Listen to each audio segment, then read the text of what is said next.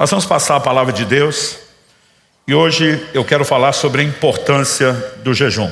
Na verdade, estou resgatando uma mensagem de 3 anos atrás, fevereiro de 2022, e eu quero trazer um encorajamento ao seu coração. Então, abra sua Bíblia comigo no Evangelho de Lucas, no capítulo 5. Nós vamos ler dos versículos 33 até o 38. Lucas 5, de 33 a 38. Eu vou ler na Nova Almeida atualizada. Esse texto diz: então eles disseram a Jesus: os discípulos de João frequentemente jejuam e fazem orações. E os discípulos dos fariseus fazem o mesmo, mas os seus discípulos comem e bebem. Jesus, porém, lhes disse: será que vocês podem fazer com que os convidados para o casamento jejuem enquanto o noivo está com eles? No entanto, virão dias em que o noivo lhes será tirado, e então, naqueles dias, eles vão jejuar. Se você puder, repita comigo essa frase: naqueles dias, eles vão jejuar. Só mais uma vez a última parte: eles vão jejuar. Verso 36, também lhes contou uma parábola: ninguém tira um pedaço de uma roupa nova para colocar sobre roupa velha, pois se o fizer, rasgará a roupa nova, e além disso, o remendo da roupa nova não combinará com a roupa velha. E ninguém põe vinho novo em odres velhos, porque se fizer isso, o vinho novo romperá os odres, o vinho se derramará e os odres se estragarão. Pelo contrário, o vinho novo deve ser posto em odres novos. Talvez nenhum texto do Novo Testamento reúna tanta informação sobre o jejum como esse texto reúne. O Senhor Jesus é indagado sobre o assunto do jejum, mas em vez de apenas discutir o que, nosso Senhor vai abordar respostas que envolvem o quando e até mesmo nas entrelinhas o porquê jejuar. É importante que a gente considere, antes de mais nada, que todas as vezes que Jesus fez uso da alegoria do noivo, em todos os evangelhos, em todas as suas parábolas, todas as vezes, sem exceção, ele o fez para falar de si mesmo. Então, nosso Senhor já começa pontuando com clareza algo sobre o jejum para o nosso tempo. Antes de entrar nesse departamento, eu queria que a gente pensasse um pouco só na dinâmica, né? O que significa essas pessoas chegarem para Jesus? É os discípulos de João, uma referência a João Batista, frequentemente jejuam e fazem orações. Os fariseus, o mesmo. Os fariseus, nós sabemos que jejuavam 2 vezes por semana. Em Lucas 18, Jesus fala de um fariseu orando no templo, batendo no peito, se orgulhando de jejuar 2 vezes por semana. Jesus não está dizendo que aquilo era exclusividade daquele fariseu. A tradição aponta que todos os fariseus, o movimento todo, jejuavam às segundas e às quintas-feiras. Tanto que a Didaquê, o mais antigo documento de catecismo cristão da história da igreja, orientava os discípulos a não jejuarem nos mesmos dias que os hipócritas. Então, eles observavam as quartas e sextas-feiras. Esse documento fez John Wesley, grande avivalista, resgatar a prática de 2 dias por semana de jejum. Aliás, Wesley não ordenava ninguém ao pastorado que não jejuasse às quartas e sextas-feiras. Ele diz: isso não é mandamento para todo mundo, mas é regra para os filhos. E nós nunca vemos em nenhum lugar da história o avivamento sendo trabalhado, manifestado, sem que o mesmo caminho que o pavimento esteja presente, que envolve sempre arrependimento, santificação, oração e jejum. Então, quando eu olho para esse texto, eu percebo que as pessoas, ao abordarem, Jesus, estão dizendo: olha, os grupos aí estão jejuando, só que os seus discípulos comem e bebem. Você acha que eles estavam elogiando Jesus ou os discípulos? É claro que não. Tenta imaginar a cena de alguém chegando, um pai, uma mãe ou os dois juntos, e fazendo o seguinte comentário: os filhos de fulano são a benção, os filhos de ciclano conhecem os limites, os de Beltrano se comportam, mas os seus, o que é que estaria por trás de mais os seus? Não apenas uma crítica ao comportamento dos filhos, mas uma tentativa de responsabilizar os pais pelo mau comportamento dos filhos. Naquela época, quando se criticava o discípulo, já estava atacando o mestre. Mas quando fazia isso diretamente ao mestre, é evidente que eles estão disparando contra Jesus e não só contra os discípulos. É nesse momento que Nosso Senhor usa uma alegoria cultural que para eles não era nem um pouco difícil de entender. O jejum sempre esteve associado ao arrependimento, à aflição da alma, ao luto. Então ele diz: numa hora de festa, os convidados estão lá para celebrar. E eles não vão jejuar, porque o noivo está presente. E é aí que nós precisamos entender que, ao usar essa ilustração, Jesus está dizendo para quando seria o jejum. Ele diz: quando o noivo for tirado, ele não está fazendo menção dos 3 dias de ausência entre morte e ressurreição. Ele está dizendo: a partir do momento que ele fosse assunto aos céus, Durante todo o período da sua ausência, até o dia do seu bendito e glorioso retorno, os seus discípulos iriam jejuar. Isso responde uma pergunta que é meu primeiro tópico. O jejum é para hoje? Evidentemente que sim. Durante muito tempo eu dizia às pessoas, porque você não encontra no Novo Testamento uma ordenança, um imperativo para o jejum. Você tem lá vigiai, tem orai, mas não tem jejuai. Então durante muito tempo eu equivocadamente dizia, gente, se não tem uma ordem, ninguém é obrigado a fazer. Mas para encorajar o povo, mesmo entre aspas, sem ser obrigado, que é o que eu acreditava na época, eu simplesmente dizia, mas só quem jejua vai acessar certas manifestações do sobrenatural, que quem não jejua não chega lá. Um dos exemplos que eu dava, quando os discípulos perguntam para Jesus, por que é que nós não conseguimos expulsar o demônio daquele menino que o pai trouxe? E nosso Senhor responde, essa casta não sai a não ser por meio de jejum. Então dizia, os que jejuam vão ter experiências, quem não jejua não tem. Então, se você acha que tinha que fazer só por obrigação, eu faço por uma motivação, eu quero o sobrenatural. E aliás, nesse mês nós vamos seguir a toada, provocando vocês a respeito de vivermos numa dimensão muito mais profunda do sobrenatural. Mas em janeiro de 2022, Deus me chamou, num desses períodos de jejum que eu tenho feito, a estudar sobre jejum como nunca antes. Eu analisei profundamente cada texto das Escrituras, fui ler tudo que podia, não só sobre a teologia, fisiologia do jejum, eu estava mergulhado nisso.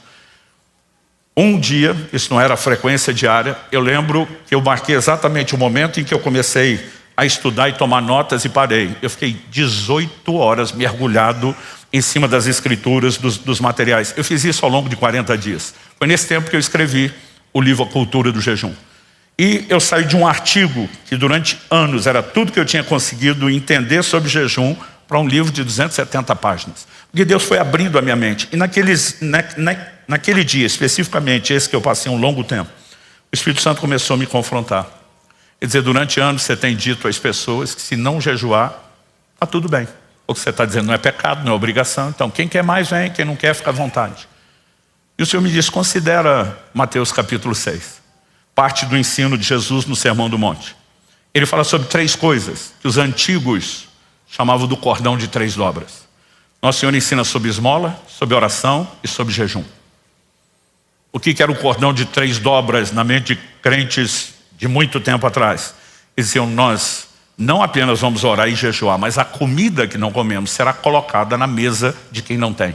E eles combinavam essas coisas. Jesus não ensinou sobre as 3 coisas em conjunto, aleatoriamente. Ele fazia tudo com um propósito.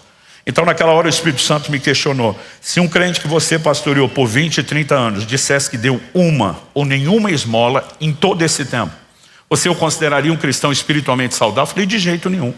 O Senhor me disse, por que não? Eu falei, porque a esmola tem que ser parte de uma prática, não pode ser algo tão esporádico ou nunca ser feito. E diz, e se o mesmo crente dissesse que nunca orou uma vez só, para você estaria tudo bem? Eu falei, de jeito nenhum. Oração tem que ser parte de uma conduta recorrente. Não tem como trabalhar isso de outra forma e dizer que a pessoa é saudável. O Senhor me disse, pois é, mas eu ensino sobre o jejum em conjunto com as 2 coisas. E para você, está tudo bem dizer que eles jejuam se quiser.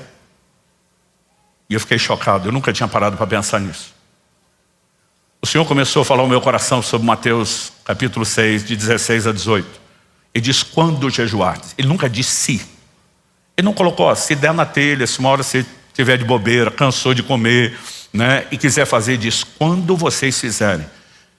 E naquele momento eu comecei a perceber, quando vocês fizerem, não é ser, há uma diferença enorme. Eu falei, Deus, eu nunca vi isso. Eu nunca vi ninguém que falou isso. E honestamente eu estou assustado. O Senhor não quer que depois de 2000 anos de evangelho, eu vou falar uma coisa que ninguém falou. Sem respaldo de ninguém. O Senhor diz, o fato de você não ter ouvido não quer dizer que ninguém falou.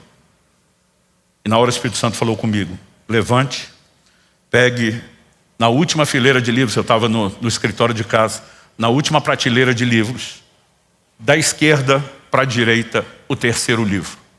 Quando eu olhei para cima, sabia exatamente o que tinha lá na última. Os livros de história, que eu não acesso o tempo todo, ficavam em um lugar mais distante. Subi numa cadeira, mesmo assim, estiquei porque não consegui enxergar e com a mão contei 1, 2, 3. Quando puxei o 3º, não era um livro de história. Por alguma razão ele estava guardado fora do lugar. Era um livro com sermões de John Wesley. Especificamente uma coletânea intitulada O Sermão do Monte. Quando eu li aquilo, já fui para Mateus 6. E fui ler o comentário de Wesley, a partir do verso 16. Ele dizia o seguinte: muitos alegam que não há um imperativo no Novo Testamento para que se jejue e use isso como uma desculpa para não fazer do jejum uma prática, uma disciplina. Ele diz, no entanto, a gente tem que observar que Jesus nunca disse se jejuar. Jesus disse quando jejuar. Ele disse, em segundo lugar, ninguém orienta como fazer alguma coisa, a menos que espere que a pessoa orientada faça exatamente o que ele está orientando a fazer. Então nós temos declarações de Jesus nesse tempo, entre a sua ausência e o seu retorno, eles vão jejuar, né? Quando vocês jejuarem. E nós temos relativizado isso. Gente, eu tenho feito pesquisas, já fiz isso algumas vezes, com milhares de cristãos nas redes sociais respondendo. Primeira pergunta: quem já fez pelo menos um dia de jejum na vida? Não estamos nem falando de jejuador recorrente. Mas você teve uma experiência, você saiu do zero para pelo menos uma na vida. Para não dizer 60%, 59 ponto alguma coisa, ponto 7, ponto 8, responder nunca ter feito um dia de jejum na vida. Estamos falando de milhares e milhares de crentes. A amostragem estatística era muito boa. Dos 40 que já fizeram, a próxima pergunta: quem faz com frequência? O grupo diminui. Dos que fazem com frequência, a próxima pergunta: quantos já fizeram mais de um dia? E o número só vai diminuindo. Ou seja, estatisticamente, nós temos, falando de uma igreja brasileira, um povo que ainda não entendeu o que é jejuar. E nós precisamos entender qual é a importância do jejum. Então, quando Jesus está dizendo que o jejum é para hoje, eu creio que eu e você deveríamos fazê-lo não apenas porque se espera que faça, mas também porque a gente de alguma forma entende, porque Jesus colocou mais informação na resposta.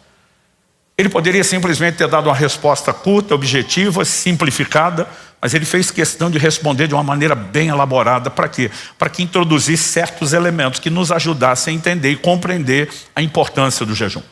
Então, antes de seguir qual é o impacto, o resultado, o efeito que o jejum terá sobre as nossas vidas, eu queria começar destacando algo. Em primeiro lugar, as pessoas me perguntam demais: pastor, quais são as regras do jejum? Eu falo, o jejum só tem uma regra. E a regra é que não tem regra. Ponto final. Porque sempre tem um fariseu querendo dar pitaco no jejum dos outros. Primeiro jejum que eu fiz, eu brinquei, hoje eu tenho vergonha, mas na época era o que eu sabia. Eu pulei uma refeição só, que era o almoço, estava com 15 anos de idade, ainda enchi o bucho de refrigerante, com medo de desmaiar por falta de glicose. Eu e alguns amigos, quando alguém soube que nós tínhamos feito um jejum de uma refeição só, regada a refrigerante, né? A pessoa falou, isso não é jejum coisa nenhuma, né? Jejum não pode nem bala açucarado, não sei de onde eles inventam isso, né? E vocês fazem um negócio, isso é uma vergonha. Eu fiquei mal, pedi perdão para Deus, falei, desculpa aí, prometo melhorar da próxima vez. Só que eu e os meus colegas estávamos numa conferência e nós decidimos jejuar pelo único do grupo que ainda não era batizado do Espírito Santo e estava desanimado demais. À noite ia ter uma vigília, alguém falou, olha, fulano já é buscador crônico do batismo do Espírito Santo, nós precisamos fazer alguma coisa para ajudar ele a romper, senão ele vai desanimar, vai desviar. E naquela noite, quando nosso amigo finalmente foi batizado do Espírito Santo, ninguém convencia aquela molecada que o jejum não tinha funcionado. Honestamente, não estou aqui para garantir que foi isso, mas isso me despertou o interesse. Aí eu comecei a descobrir, né, que as pessoas faziam mais do que uma refeição. E eu comecei a pular 2 refeições e dizer, meu Deus, não morri. Tá tudo bem. Daqui a pouco, desculpe, tem gente que fazia 3 refeições, 24 horas. Aliás, um dia desse alguém perguntou, pastor, jejum de refrigerante é válido? Eu falei, isso já está na categoria libertação, filho. Não é nem jejum, você pode tirar da sua vida. Mas eu comecei a praticar jejuns de um dia. Dos 15 aos 18, eu fui evoluindo a ponto de aos 18 anos de idade, fazer de 3 a 7 dias na água quase todo mês. E ao longo dos anos eu fui me exercitando na prática, mas honestamente, não se falava sobre isso. Eu nunca ouvi uma mensagem, uma pregação sobre jejum, até ali a fase dos meus 18 anos de idade, quando comecei a ouvir uma pessoa falar disso, irmã Valnice Milhomes. Eu homenageei e fiz uma dedicatória para ela no meu livro, porque foi uma das pessoas que mais me influenciou sobre o assunto, mas ninguém falava. Eu lembro que meu pai, quando soube que eu estava jejuando, ele não conseguia esconder, 3, 7 dias de jejum, uma refeição, outra. Eu era solteiro, morando em casa, sem enrola, mas chega uma hora, não dá mais. Meu pai, preocupado que eu estivesse entrando em algum lugar de fanatismo, imagina se ele visse o que eu faço hoje. Ele vem conversar comigo. Foi a primeira vez que nós tivemos uma conversa sobre jejum. Foi nesse dia que meu pai soltou, sem querer, que ele fazia jejuns. E eu lembro que eu fiquei indignado. Eu falei, o senhor, além de meu pai, é meu pastor. E eu não sei que o senhor jejua, eu estou indo procurar estranho para aprender com isso. Meu pai olha para mim e diz assim, Jesus falou que não é para contar que jejua. O pai falou isso, eu falei, como é que é? Gente, meu pai, vocês não têm noção. O poder de questionamento, de raciocínio que ele tinha. Acho que a mente do meu pai era um nível assim já gênio, brilhante. Ele estudava na Vulgata, no latim, na Septuaginta, no grego, no original hebraico. O homem foi quem tirou a TV de casa e forçava a gente a ler. Ele tinha uma capacidade assim fora do comum. Então, ninguém era doido de enfrentar meu pai. Mas nesse dia eu olhei para meu pai, na petulância dos 18 anos, falei, como é que é, pai? O senhor está dizendo que Jesus falou? Sim, lá no sermão. Eu falei, eu sei o texto que o senhor vai citar. Jesus falou para não tocar trombeta. Ou seja, não se vangloriar. Isso é diferente de não contar. Eu falei, vamos por parte. O mesmo ensino foi colocado em relação às esmolas, que não é para tocar trombeta. Agora, a Bíblia fala que Dorcas, ela era muito operosa nas boas obras e todo mundo sabia disso. Então só está querendo dizer que ela não escondeu da forma como deveria. Segundo, Paulo em 1 Timóteo 5, falando de quais viúvas seriam colocadas na lista de sustento da igreja, e diz que tinha que ter testemunho de boas obras. Quer dizer que se ela só fizesse escondida, não entraria na lista. Eu falei, nós estamos falando do mesmo contexto. Eu falei, pai, o senhor acredita mesmo que Jesus mandaria a gente fazer uma coisa que ele mesmo não fez? O que você está falando? Eu falei, Jesus estava sozinho quando jejuou. Como é que nós sabemos que ele jejuou? Quem o senhor acha que vazou a notícia? Ele riu do jeito que vocês riram, nunca pensei nisso. Falei, se ele pode contar, a gente não pode?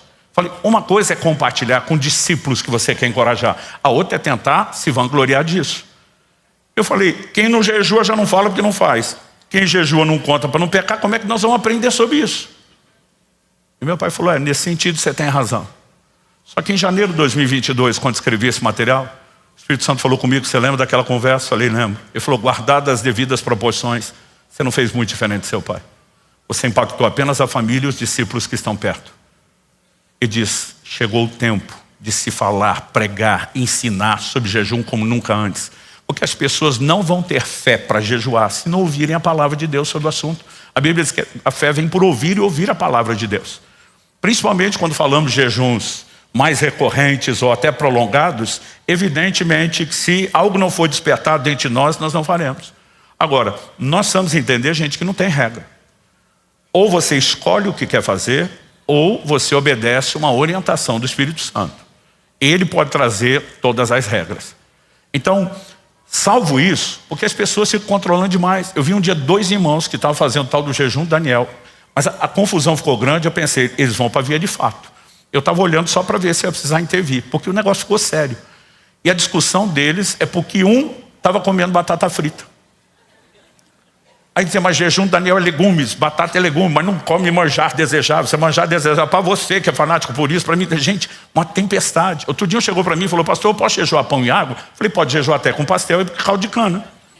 Não recomendo, 2 bombas glicêmicas para usar no jejum, né? Mas eu estou dizendo no sentido de não ter regra, porque a Bíblia fala de um jejum parcial, foi o que Daniel fez. A Bíblia diz, durante 21 dias ele não comeu carne, não bebeu vinho, nem manjar desejável. Aí manjar desejável, meu amigo, fica a definição de cada um. Para as mulheres não é batata frita, é doce e chocolate. Então assim, a gente precisa entender que o jejum parcial, a Bíblia diz que João Batista vivia de mel e gafanhotos. Ele vivia uma vida jejuada. Esse jejum onde se exclui certos alimentos e outros não, ele só faz sentido em períodos prolongados, como esse 21 dias. Agora o camarada diz que vai fazer um dia de jejum, ainda faz parcial, é o que para mim honestamente é mais difícil de entender ou digerir. Mas está lá na Bíblia, tem gente que resiste, fala não, a palavra jejum, como nós lemos aqui em Lucas 5, é a palavra grega nestil, uma palavra composta. Ne, um prefixo negação, estil, comer. Então jejum em essência é não comer. Aí o cara fala, o cara está comendo. Eu falo, mas não está comendo de tudo, ele está nestil alguma coisa. Não precisa ser nestil tudo.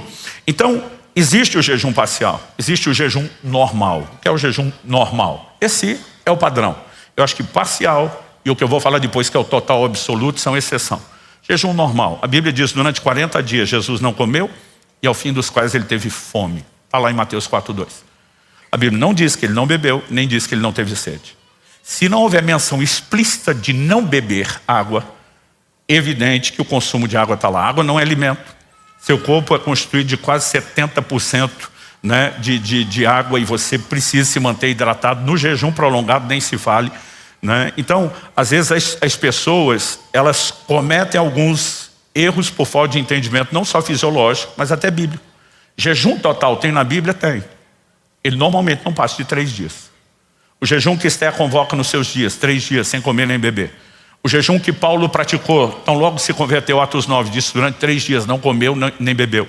O jejum que o rei de Nínive manda os ninivitas praticarem depois da mensagem de Jonas, como sinal de arrependimento, 3 dias sem comer e nem beber. Por que esse padrão dos 3 dias? Porque com 5 dias sem água, seu corpo já pode começar a entrar em colapso. Outro dia alguém falou, mas Moisés jejuou 40 dias sem comer nem beber. Eu falei, estava na nuvem da glória, nós chamamos de jejum de sobrenatural. Eu digo, se você estiver na nuvem, Deus mandar, pode fazer. Se não, você vai para a nuvem. Pode ter certeza disso. Mas, considerando os tipos, as pessoas dizem, pastor, qual que eu faço? Eu digo, cara, é a sua escolha. Né? Ninguém pode dizer o que fazer, a não ser o Espírito Santo. E a periodicidade. A gente também não pode controlar. Podemos despertar movimentos de encorajamento, como John Wesley fez. E não ordenava pastores que não jejuassem às quartas e sextas. Porque dizia, vocês têm que ser modelo de disciplina para o povo. Pelo menos dentro dessa casa, com meus filhos ministeriais, vai ser assim. Mas ele podia estabelecer um padrão para os seus ministros, mas nós não podemos controlar a vida de ninguém. Então, a gente precisa entender que, embora não haja regras, não significa que a gente tem que ficar tão solto que não faça nunca. O jejum é para esse tempo. E se espera que nós jejuemos. Você pode dizer amém? Segundo tópico. O primeiro é questionar se o jejum é para hoje, dar uma geral. Eu quero entrar agora no terreno do impacto que o jejum produz em nós, os efeitos, resultados. Mas eu quero separar agora em 2 aspectos. Impacto pessoal, enquanto indivíduos, e o impacto coletivo. O que isso desperta no avanço do reino de Deus, falando agora de todo mundo. Então, em segundo lugar, eu quero falar do impacto pessoal. Eu me lembro que aos 15 anos de idade, ouvi a irmã Valnice Milhomens citar essa expressão. Depois eu leria no livro de Kenneth Hagin, né, que também influenciou muito ela. Imagino que talvez a frase possa ser dele. Mas ele dizia, o jejum não muda Deus. O jejum muda você. O jejum não é para convencer Deus a te abençoar. Você já tem toda a sorte de bênçãos nas regiões celestiais em Cristo Jesus. Em outro momento eu quero falar do como o jejum nos ajuda a acessar o sobrenatural, né? Mas não significa que Deus ficou com mais vontade de abençoar do que tinha antes, ou que você tenha mais direito do que tinha antes. Mas ele tem um profundo impacto. Ele vai liberar sua fé, ele vai criar sensibilidade espiritual. Há uma série de coisas que nós podemos falar. Mas eu quero me concentrar no que Jesus apresentou nesse texto. Interessante que não só aqui em Lucas 5, de 33 a 38, que nós lemos, mas em Mateus 9, de 14 a 17, e também Marcos 2, de 18 a 22, os primeiros 3 evangelhos são chamados de sinóticos, porque eles são muito parecidos na construção, tanto da narrativa dos eventos da vida de Jesus, dos milagres e dos ensinos, né? Já o evangelho de João é um estilo completamente diferente, fora da caixinha comparado aos demais. Então a gente, quando estuda, apresenta esses 3 como sinóticos, são muito parecidos. Nos 3 evangelhos, nós temos a mesma pergunta sendo feita a Jesus, a mesma resposta sendo dada e as mesmas parábolas sendo apresentadas na resposta. Por que eu estou destacando que isso acontece nos 3? Porque o que quer que seja que Jesus queria comunicar com aquela alegoria não pode ser separado do assunto do jejum. Quando a gente fala das leis de hermenêutica, os princípios de interpretação bíblica, Jesus só falou disso dentro de um contexto, jejum. Não significa que o que ele falou não seja maior, aplicável a algo mais do que o jejum, mas que está intimamente relacionado com o jejum. Então vamos concentrar no que Jesus falou no verso 36. Ele começa, o texto diz assim, também lhes contou a parábola. Ele começa dizendo, ninguém tira um pedaço de roupa nova para colocar sobre roupa velha. Pois se o fizer, rasgará a roupa nova, e além disso o remendo da roupa nova não combinará com a velha. Quando Jesus diz ninguém faz, ele não está falando de impossibilidade, está falando de bom senso. Então vamos tentar olhar para isso com a lente cultural da época. As pessoas não tinham acesso fácil à roupa como eu e você temos hoje. Não existia indústria têxtil. Toda a confecção era manual, artesanal, né? E você começa a falar não só da dificuldade de produzir, da qualidade do tecido. Jesus, num certo momento, diz, os que vestem roupas luxuosas estão nos palácios. Quando você pega a pirâmide social, era o topozinho lá de cima que tinha acesso a roupas de luxo, roupas boas. A maioria das pessoas não tinham. Quando Jesus envia seus discípulos pregar o evangelho, diz, não precisa levar outra túnica. Já imaginou que maravilha, viajar sem mala, só com a roupa do corpo? Era isso que eles faziam. Aliás, se você lembrar, Quando os gibeonitas, lá em Josué capítulo 9, vão para Josué tentando simular que eles eram de uma terra distante, queriam fazer uma aliança, sem contar que era vizinho, eles chegam com roupas velhas, sandálias velhas e pães embolorados. Mas eles dizem, quando nós saímos da nossa terra, esses pães eram frescos, a roupa e a sandália eram novas. Por que depois de uma longa viagem alguém chegaria naquele estado? Gente, eles não tinham hotel no meio do caminho, dormia, né, no chão, no relento. Lavava a roupa na hora de tomar o banho no rio, quando achava ela secava no corpo. A roupa já não tinha qualidade. Tratada dessa forma, a maior parte das pessoas não se vestiam bem.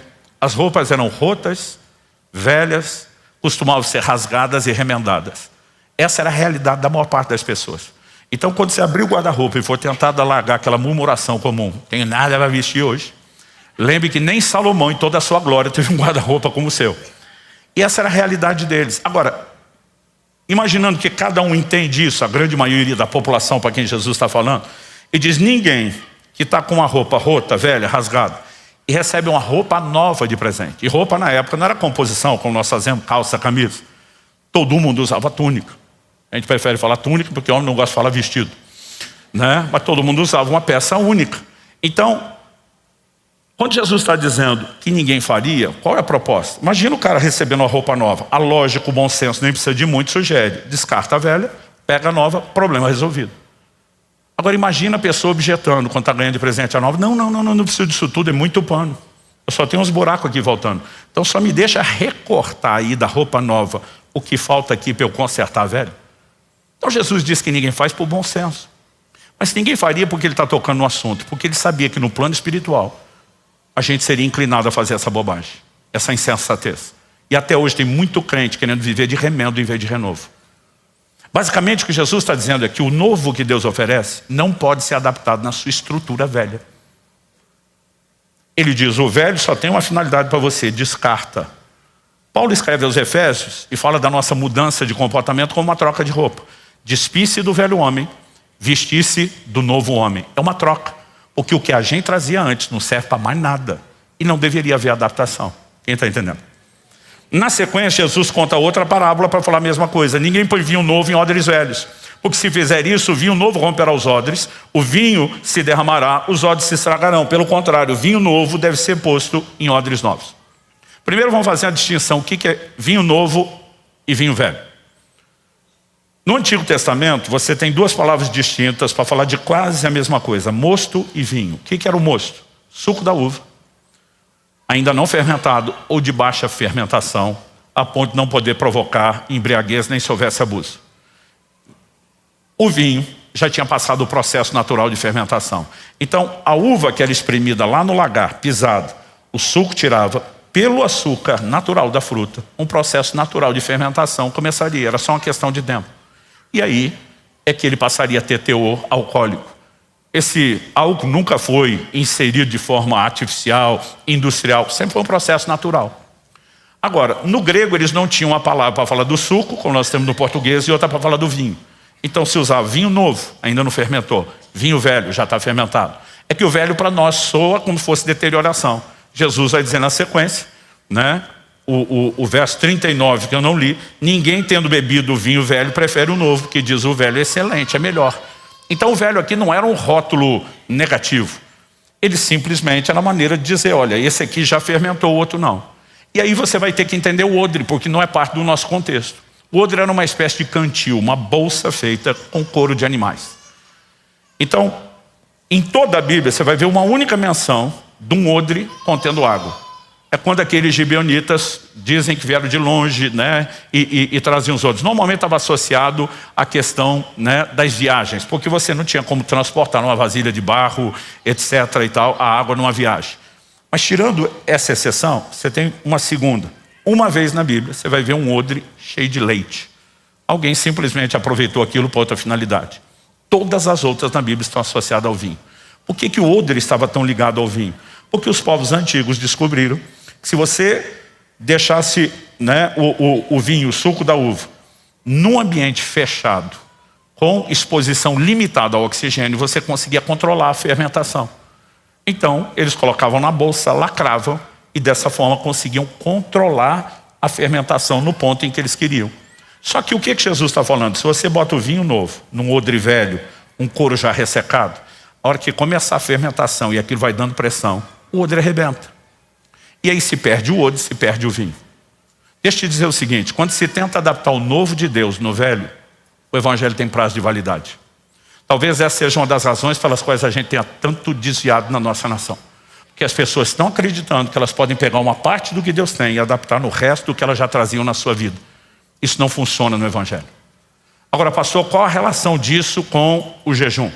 Quando nós vamos entender o cerne da obra da santificação, é evidente que a gente tem que se desfazer do velho homem.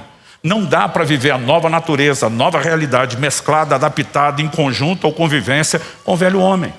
Então, nós precisamos entender que no processo de transformação, só existe uma única coisa a ser feita com a velha natureza, é matá-la. Essa é a linguagem bíblica. Romanos capítulo 12, versos 1 e 2 diz assim: portanto, pelas misericórdias de Deus, peço que ofereça o seu corpo como sacrifício vivo, santo e agradável a Deus. Este é o culto racional de vocês. E não vivam conforme os padrões desse mundo, mas deixem que Deus os transforme. Outras traduções diz: transformai-vos, no imperativo, pela renovação da vossa mente, para que possa experimentar qual é a boa, agradável e perfeita vontade de Deus. Ele está dizendo que a pessoa, depois de convertida, pode conformar aqui é tomar forma, o molde. Pode se conformar com o mundo. E ele vai passar às vezes uma vida inteira naquele padrão que Paulo em 1 Coríntios 3 chama de um crente carnal, não espiritual. Ele não acessa lugares profundos da comunhão com Deus, de experiências com o Senhor, das manifestações do sobrenatural. Ele tem um comportamento que uma hora você olha e fala, parece crente, outra hora você fala, parece que nunca converteu. Ele fica lá numa coisa meio híbrida. Agora, o que nós precisamos entender é que é nossa responsabilidade entrar no processo de transformação. E para isso, duas coisas são claramente apresentadas aqui. Tem que ter uma mudança de mentalidade, em segundo lugar. Em primeiro, ele diz, ofereça o corpo de vocês como um sacrifício vivo. Sacrifício vivo é um paradoxo, gente. Porque sacrificar significa matar. Paulo está falando uma linguagem que todo mundo antigo entendia. Não só o povo que serviu o Deus de Israel, o único e verdadeiro, mas até os povos pagãos praticavam sacrifício. Sacrificar é matar o animal. Agora, o que é o sacrifício vivo? É uma aparente contradição. Mas Paulo usa esse paradoxo para dizer o quê? Não é para vocês matar o corpo de forma literal. O que você vai matar é a força da carne que está aí dentro. Colossenses 3,5 diz, fazei morrer a vossa natureza terrena. Eu aprendi na minha adolescência, a carne não converte. Tem que ir para a cruz, tem que matar a miserável. Agora, isso não envolve apenas domínio próprio. Jesus nos propõe uma ferramenta chamada jejum, que talvez de todas as disciplinas espirituais seja mais impactante no que diz respeito a tirar força da sua carne. Gente, isso vai além da capacidade de explicação. Eu lembro, 2018, o Espírito Santo me dirigiu a fazer pela primeira vez um jejum de 40 dias. Quando eu terminei, vários amigos me procuraram. E aí? A turma que sabia. E aí era, você ouviu o coro dos anjos, sentiu o perfume do céu, né? Jesus apareceu, todo mundo esperando eu relatar assim uma experiência mística profunda. E eu tenho tido experiências incríveis, mas eu lembro que a resposta foi, e aí que eu estou em crise. Os caras, como assim crise? Falei, crise profunda. O jejum me gerou crise. Os caras, que tipo de crise? Falei, vou falar uma de várias. Meu temperamento é colérico. Para quem não sabe o que é, barraqueiro por natureza. Então assim, tem que frear a miserável da carne para não ficar irritado, para não falar o que não deveria. É um exercício contínuo. Só que durante 40 dias, nada e ninguém me irritava. Gente, era um negócio assim, tão fora do comum, que Kelly, minha esposa, aquele doce de pessoa, ficava tirando onda comigo. Ela parava na minha frente e dizia, quem é você? Quem está aí? O que você fez com meu marido? Ela dizia, meu amor, você está numa tranquilidade. Eu dizia, você não imagina a paz que está do lado de dentro. Aí alguém falou, pastor, mas foi ruim para gerar crise? Eu falei, não, foi maravilhoso. A crise é que acabou com a minha desculpa. Porque a vida inteira eu joguei na conta do temperamento. Não, eu me irrito, eu falo desse jeito pelo temperamento. Mas meu temperamento não mudou no jejum. Aliás, a parte boa de liderança do colérico estava lá, ó, refinada, ungida. A parte ruim, que é essa miserável da carne, ela perdeu completamente a força. E de repente, pela primeira vez, depois de anos andando com Deus, servindo com Deus, eu falei, tem muitas coisas que nós estamos tolerando, inventando desculpa, que deveriam estar morrendo na nossa vida. Quem está entendendo? Mas pastor, e a transformação da mente? Além de todo o processo da restauração que vem pela palavra, nós precisamos entender que o próprio jejum, gente, ele reprograma o seu código, ele muda um chip dentro de você. É inexplicável. Honestamente, eu tento explicar isso e é frustrante, porque é só quem pratica que entende. Quem jejua com frequência e regularidade costuma testemunhar as mesmas coisas. As coisas materiais perdem absurda e inexplicavelmente o seu valor. O coração fica blindado contra a ofensa. Não é só não se irritar, né? A ofensa não entra. Eu gosto de citar uma frase da irmã Valnice, que ela dizia o seguinte: o jejum muda o seu centro gravitacional. O centro de gravidade da terra puxa para baixo. O centro de gravidade do reino de Deus para cima. Buscar as coisas que são do alto, pensar nas coisas que são de cima. O jejum te arranca de um centro gravitacional e te coloca em outro. É impressionante a fome, o anseio pelas coisas de Deus. Ou seja, ele não apenas vai frear a força da velha natureza, mas de alguma forma é como se libertasse a nova para buscar tudo aquilo que ela realmente anseia. Eu não consigo enxergar a vida de ninguém vivendo num profundo lugar em Deus sem que o jejum seja parte da sua jornada, da sua caminhada.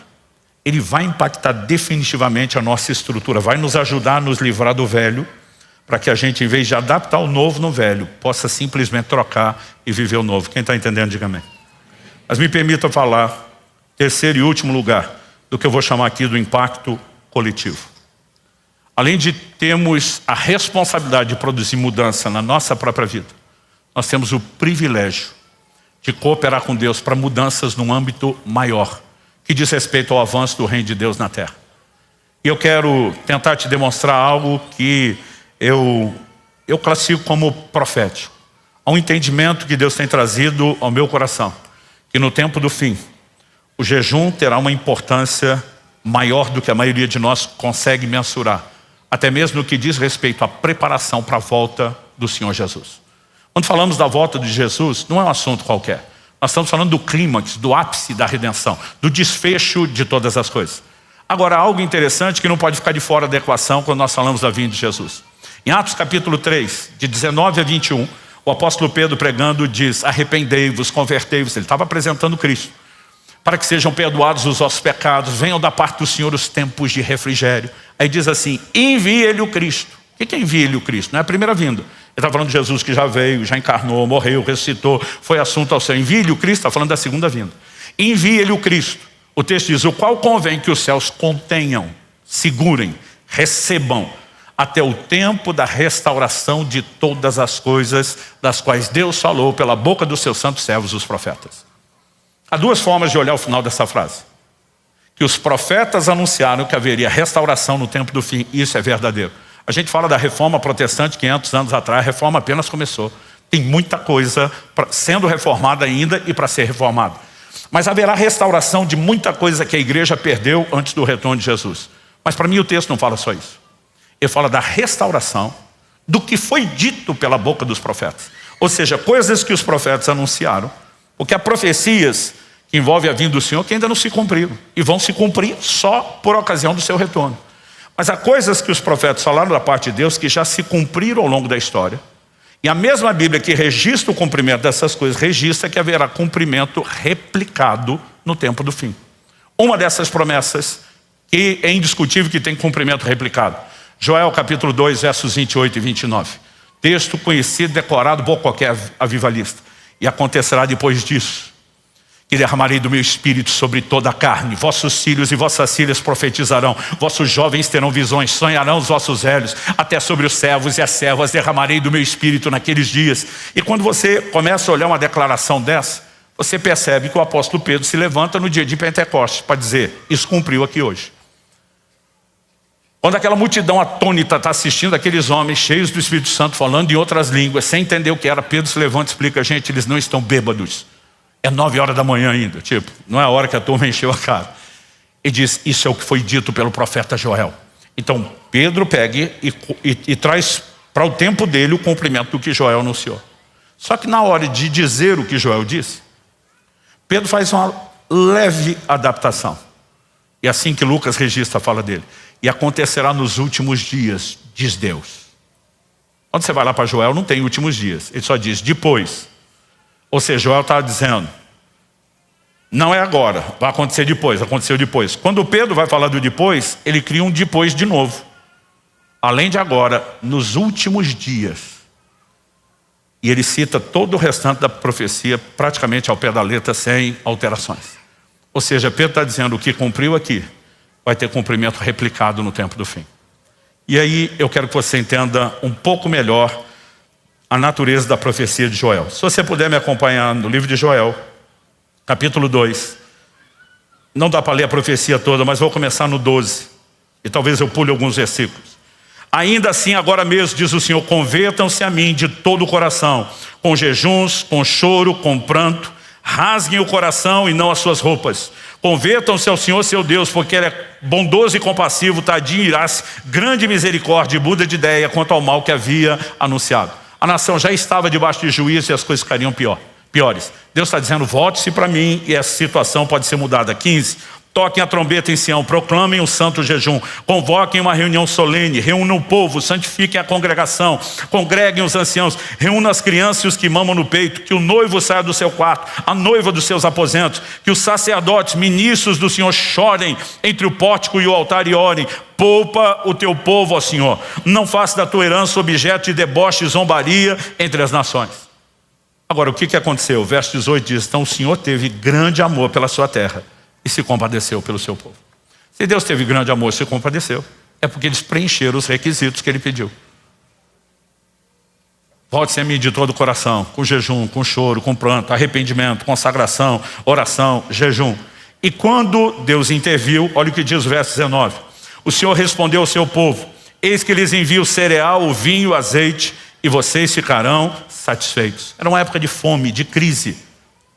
Verso 23. Filhos de Sião, alegrem-se e exultem no Senhor seu Deus, porque Ele lhes dará chuvas em justa medida. Fará descer como no passado as primeiras e as últimas chuvas. Quando as chuvas fossem restauradas nos seus ciclos, e o que eram as primeiras e últimas chuvas, ou chuva temporã e serôdia, de acordo com as versões mais antigas. As primeiras chuvas vinham antes do plantio. Elas amoleciam o solo, facilitavam o trabalho da terra searada, favoreciam a condição da terra para receber a semente que germinaria. Mas depois das primeiras chuvas, vinha um período de alguns meses de estiagem. E depois vinham as últimas chuvas, que eram mais abundantes e intensas que as primeiras. Esse detalhe é importante. Mais abundantes e intensas que as primeiras. Qual era o propósito das últimas chuvas? Fortalecer não apenas o crescimento, como também a maturação do fruto. Então, se esperava isso antes de chegar na colheita. E Deus está dizendo, eu vou restaurar como no final. Qual era o resultado? Que eles teriam boa colheita. 24. As eiras se encherão de trigo, os lagares transbordarão de vinho e de azeite, e restituirei os anos que foram consumidos pelo gafanhoto. Verso 26. Vocês terão comida em abundância, ficarão satisfeitos, louvarão o nome do Senhor seu Deus, que fez maravilhas em favor de vocês. 27. Vocês saberão que eu estou no meio de Israel, que eu sou o Senhor, o Deus de vocês, não há outro, e nunca mais meu povo será envergonhado. E aí vem o 28. E acontecerá depois disso, que derramarei do meu espírito sobre toda a carne. A frase depois disso aqui tem dois significados, possibilidade de entendimento. Depois de vocês preencherem os requisitos que eu propus, nós podemos chegar na consequência. Então ele está falando de causa e consequência. E depois, cronológico. Agora vocês só vão viver a restauração das chuvas naturais, mas vai chegar a hora em que eu vou restaurar as chuvas espirituais. E aí ele começa a falar do derramar do Espírito Santo. Particularmente eu creio que no contexto de Joel as duas coisas estavam envolvidas. Eles precisavam praticar o princípio que desataria as bênçãos, mas a parte da chuva espiritual era um depois cronológico. Agora, quando a gente fala dessas chuvas, a gente precisa entender que elas também são parte de uma figura relacionada ao mesmo assunto da vinda de Jesus. Em Tiago, no capítulo 5, no verso 7, a Bíblia diz, portanto, irmãos, sejam pacientes até a vinda do Senhor. Por que Tiago está pedindo paciência? Porque esse assunto da vinda de Jesus foi de um extremo ao outro logo no primeiro século. Pensa no assunto que deu pano para manga. As primeiras reações das pessoas, Jesus está voltando, alguns começaram a adotar até um tom irresponsável. Paulo em 2 Tessalonicenses tem que dizer, quem não trabalha não coma. Eu consegui entender a turma dos Tessalonicenses, porque na década de 80, gente, se falava, pregava, cantava, ensinava sobre a vinda de Jesus, como nós não fazemos hoje. Era assim, a temática quase que principal dos cultos, das canções, de tudo. Eu com 15 anos de idade, conversando com os outros adolescentes clientes, a gente pensava assim, fazer faculdade para quê? Jesus está voltando. Trabalhar para quê? Jesus está voltando. A única coisa que a gente não abria a mão era casar. Então a gente dizia, Maranata, vem Senhor Jesus, mas espera eu casar. Como se pudesse casar sem estudar e trabalhar. Mas Na cabeça do adolescente é mais fácil entender, mas os adultos começaram a migrar para esse lugar. E Paulo teve que botar ordem. Depois, a conversa foi outra. Paulo diz para os Tessalonicenses: ninguém de modo algum vos engane, como se o dia do Senhor já tivesse chegado. Você está dizendo: não, gente, não é que Jesus está demorando. Ele já voltou, vocês perderam o bonde. Só que lá na frente a coisa foi para outro extremo. E essa é a razão da segunda carta de Pedro, quando no capítulo 3, no verso 4, ele fala de pessoas que escarneceriam da vinda do Senhor, dizendo: desde que os pais dormiram, os primeiros líderes, tudo permanece do mesmo jeito, tipo, ele voltou coisa nenhuma. Então, eles vão de uma ansiedade e irresponsabilidade em como tratar isso, até um ponto de simplesmente questionar. Tiago está dizendo: gente, sejam pacientes. Ele prometeu que volta, é a palavra dele. Ele vai voltar. Não tem chance de ele não voltar. Ele está pedindo paciência. No verso 8, o seguinte, ele vai dar um exemplo de paciência que todo mundo conhecia, porque era a prática da vida diária de todo mundo. Todo mundo tinha que plantar e colher para ter o sustento da terra. Ele diz no verso 8: eis que o lavrador aguarda com paciência o precioso fruto da terra, até receber as primeiras e as últimas chuvas. Sejam também vocês pacientes, fortaleçam o coração, pois a vinda do Senhor está próxima. Por que o lavrador espera com paciência não só a primeira chuva, que é o que vai ajudá-lo a arar a terra e plantar mais as últimas? Porque se ele tentar colher antes da última, o fruto não está maduro, não cresceu o suficiente, não tem a quantidade de grãos que teria. Ele tem que ser paciente se ele quer uma colheita melhor. Não se pode colher antes da chuva. Então, Tiago está usando um exemplo de paciência que todo mundo conhecia no dia a dia e que serve para a nossa paciência. Mas eu ouso te dizer que Tiago, escrevendo pelo Espírito de Deus, também está apresentando uma alegoria profética. Isso cabe não apenas a nós, cabe também ao próprio Cristo. Ele é o lavrador. Nós somos o precioso fruto da terra. Por que é que ele ainda não voltou? Porque ele não pode voltar sem que ele tenha a maior colheita de almas de todos os tempos. Eu vou te mostrar isso na Bíblia. E essa colheita não será possível se não vierem as últimas chuvas prometidas. Segunda Epístola de Pedro, capítulo 3, verso 9, nos apresenta essa figura com clareza. O texto sagrado diz assim: o Senhor não retarda a sua promessa, ainda que alguns a julguem demorada. E o contexto você lê, o capítulo está falando só da vinda de Jesus. O Senhor não retarda a sua promessa, ainda que alguns a julguem demorada. Pelo contrário, Ele é paciente com vocês, não querendo que ninguém pereça, mas que todos cheguem ao arrependimento. Por que é que Jesus ainda não veio? Ele está exercendo paciência, ele está se controlando. Ele está dizendo: calma, calma, espera um pouco mais. A colheita maior que está por vir vai justificar. A maior colheita de almas que esse mundo jamais presenciou ainda está para acontecer. Mas para que aconteça é necessário que venham as últimas chuvas, que, lembre-se, eram mais intensas e abundantes que as primeiras. O que nós vimos em Pentecoste será menor comparado ao que Deus fará no tempo do fim. O maior derramar do Espírito Santo que essa terra jamais presenciou também está para acontecer. Nós vivemos numa época privilegiada que a gente acaba nem valorizando isso. Na virada do século XIX para o XX, que tem o início do movimento pentecostal que espalhou pelo mundo, alastrou que nem fogo em capim seco, nós passamos a viver uma nova realidade. A maior parte das igrejas hoje, mesmo são históricas, conservadoras, né, já não oferecem resistência, ação à obra do Espírito Santo, mas por séculos você não via as manifestações do Espírito Santo. Elas vêm sendo restauradas, elas estão crescendo, mas deixa eu te dizer, o melhor ainda está por vir. E sem essas chuvas não haverá a colheita que Jesus está esperando. E sem as chuvas que potenciam a colheita, portanto, sem a colheita, Jesus não volta. Pastor, o que isso tudo tem a ver com o jejum? Vamos voltar em Joel.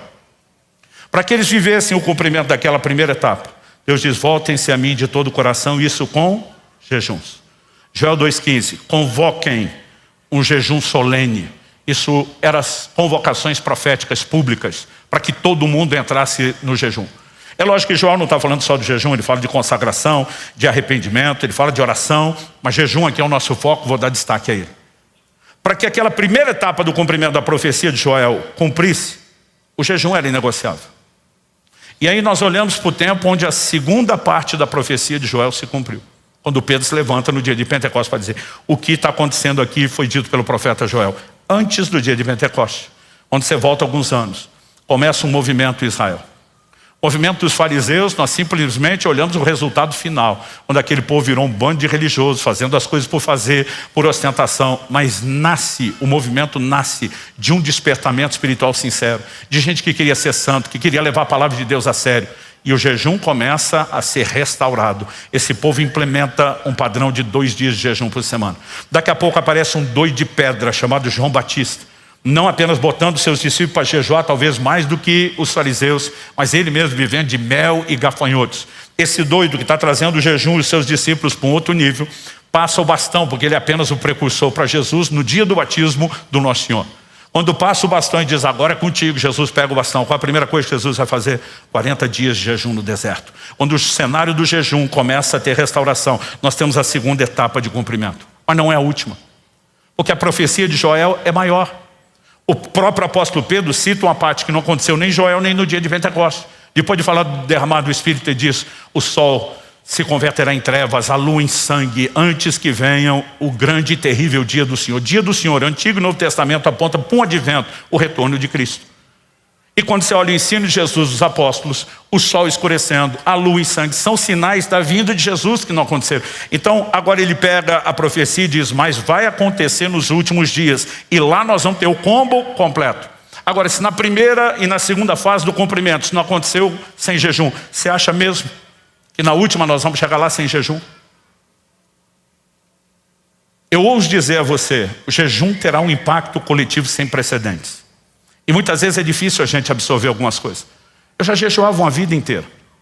Eu fui para a Coreia do Sul, estava numa agenda de 2 semanas pregando no Japão, eu e Kelly esprememos para tirar 2 dias livres na agenda, para a gente aproveitar umas 2 horas e pouco de voo, e para a Coreia do Sul, conhecer a igreja do pastor Cho, na Coreia. A igreja do pastor Cho se tornou a maior igreja do mundo. Um movimento gerado não apenas porque eles trabalhavam com células, grupos pequenos, mas porque tinham uma pegada de jejum e oração como nenhum outro grupo na terra. E eles tinham uma montanha de oração. Coisa mais normal, o camarada tirava 30 dias de férias, dava 3 dias de dízimo, jejuando, trancado lá. E nós fomos conhecer. E quando cheguei eu vi, com os meus próprios olhos, o que alguns já tinham falado e eu não acreditei. Placas de advertência, escritas em coreano e inglês. Proibido jejuar mais do que 40 dias. Eu lembro quando eu li aquilo, eu falei, o quê? Proibido jejuar mais? Falei, a gente não vê o povo nem fazer isso no Brasil? Aqui eles proíbem ir além. Para não dizer que eu não conhecia ninguém, eu conhecia 2, acho que 3 pessoas tinham feito 40 dias de jejum. Eu, um ano antes, tinha feito 21 dias. Mas eu comecei a pensar, falei, eu acho que isso nunca vai acontecer no Brasil. Chegar ao ponto de ter gente jejuando, tudo bem, mas ter que proibir, não, isso está fora do alcance, é inacessível. Agora, olhe para cá.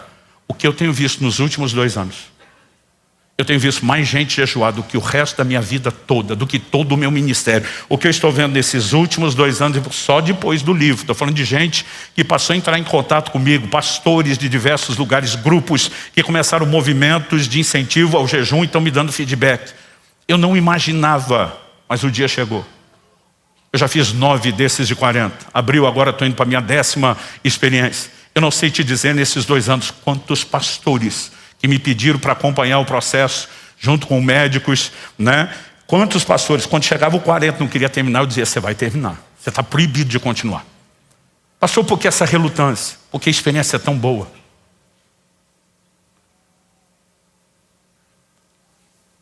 Não tem uma vez que chega a hora de quebrar o jejum, que não faça isso chorando. Pessoas dizem, pastor, está ansioso para comer? Eu digo, não, dá dó de comer, dá dó de terminar. Você tem que dizer para você mesmo, daqui a pouco você vai fazer outro. Porque as pessoas começam a entrar num lugar de plenitude espiritual, emocional, física, tão extraordinário, que você diz, eu não quero parar. E como depois de hospício, o lugar que mais tem doido é a igreja, a gente brinca com isso, eu tenho que ficar falando para esses pastores, ninguém, se não tiver uma palavra de Deus, ninguém passa. Eu não imaginaria. Gente, honestamente, eu perdi a conta de quanta gente eu proibi, mas me ouça com atenção, isso é só o começo. Nós veremos um movimento, uma cultura de jejum sendo instalada como nunca antes. E há uma convocação vindo do trono de Deus. Nós estamos nos organizando. Eu ia fazer um grande movimento para esse jejum de abril. Eu entendi da parte de Deus, deixa orgânico, mas provavelmente nós vamos fazer isso para setembro. Orientando, trabalhando antes a preparação, ajudando muita gente como fazer isso. Mas há 1 ano e meio atrás, pouquinho mais do que isso. Eu lembro de uma experiência que minha esposa e meus 2 filhos me acompanharam num jejum de 40 dias. Eu estava emocionado. Eu falei, Deus, já não tem muito doido para fazer 40 dias. Uma família inteira. Eu falei, isso é histórico. Eu lembrei que não era só eles. Uns 20 dos nossos pastores e líderes, que já sabiam a época que eu estava jejuando, resolveram fazer junto. E eu lembro que eu falei para Deus, eu não chamei ninguém. E quando eu falei, eu não chamei ninguém, poucas vezes eu ouvi a voz de Deus tão contundente na minha vida. Ele me disse, quem chamou fui eu. E pela primeira vez eu fico atônito pensando, há um chamado vindo do próprio Deus nesse tempo. Eu quero te garantir, sim. Ninguém pode te dizer o como fazer, a periodicidade, o tipo, a duração. Mas nós precisamos afinar o ouvido e começar a corresponder. A maioria de nós não deveria migrar para um prolongado sem treino. Eu digo, tem que ter treino, tem que ter direção de Deus, tem que ter acompanhamento médico quando falamos do prolongado. Mas, gente, nós podemos começar a fazer o mínimo. Podemos começar a fazer o que nunca fizemos. Um dia desse, um cara colou do meu lado no final de um evento e falou, pastor, meu sonho é fazer esses jejuns de 40 dias que você faz. Falei, quanto você já fez? Ele falou, nenhum. Aí ele, como é que eu começo? Falei, de meio. Começa de meio-dia. Sabe? Então, assim, eu não quero botar pressão, não quero dizer que você tem que ir para o lugar onde eu estou frequentando, visitando e decidi permanecer lá. Mas eu fiz uma promessa 3 anos atrás aqui que eu vou seguir cumprindo. Vocês vão me ver falar sobre jejum como nunca antes. Eu vou perturbar vocês como nunca antes. Que não falte informação, que não falte estímulo, que não falte provocação, orientação, advertência. Porque existe mais. Nós podemos entrar no lugar mais profundo com impacto pessoal e gerando um grande movimento de Deus. Vamos ficar em pé para parecer que está acabando?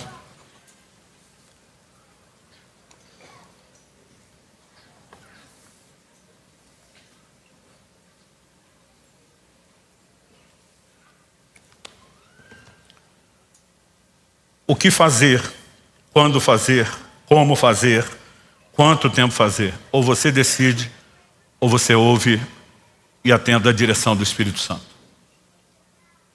Sempre tem um fariseu querendo dar pitaco no jejum dos outros. E ninguém deveria te controlar. Ninguém pode te dizer o que fazer. De vez em quando, nós podemos ter convocações proféticas. E eu acredito que essa coisa que eu estou sinalizando, que faria em abril, sentir Deus me freando e deixar para setembro, eu creio que é uma convocação profética. E cada um decide se quer ou não atender. Mas de alguma forma a gente só precisa ter certeza de que nós não estamos evitando, sendo deliberadamente negligentes, com o que vai nos levar a um lugar extraordinário. Eu sirvo a Deus durante toda a minha vida, intensamente, depois dos 15 anos, depois do batismo do Espírito Santo. Honestamente, eu nunca vivi. E nem achava ser possível viver o que eu estou experimentando nos últimos anos. Em especial, esse período aí de 3 anos para cá. Porque à medida que eu comecei a entender aquilo que Deus me fez entender e escrever, eu falei, eu não posso viver longe disso. Eu mesmo entendi, falei, Deus, eu não posso sequer pregar isso se não tiver autoridade para falar. Em 2022, eu já tinha feito 2 jejuns de 40 antes, 2018, 2019. 2021, o Espírito Santo me disse, não. Eu ia até 7 dias e dizia, para. Não entendi porquê, estava em casa, pandemia, era a época aparentemente mais fácil de fazer, não. Mas no finalzinho de 2021, ele falou, em 2022 você vai fazer 2, um por semestre. E quando eu terminei o segundo, eu falei, Deus, o que o Senhor me pediu, eu te dei. Agora sou eu te pedindo. Me deixa continuar fazendo isso. Eu lhe imploro. Se o Senhor me parar, eu não vou continuar. Se o Senhor não me parar e me der uma permissão, eu não saio mais desse lugar. Ano passado não aguentei, fiz 3. Há algo maior a minha e à sua disposição. E eu quero te encorajar. Não quero que ninguém saia daqui fazendo loucura. Você já não tem que começar pulando o almoço. Tem uns crentes desesperados. Já não posso comer mais nada hoje. Eu vou te garantir, eu vou almoçar depois de te pregar isso. Mas abril está chegando. Alguns podem começar com jejuns menores. As pessoas perguntam, pastor, o que você acha do intermitente? Falei, excelente para a saúde e um excelente treino.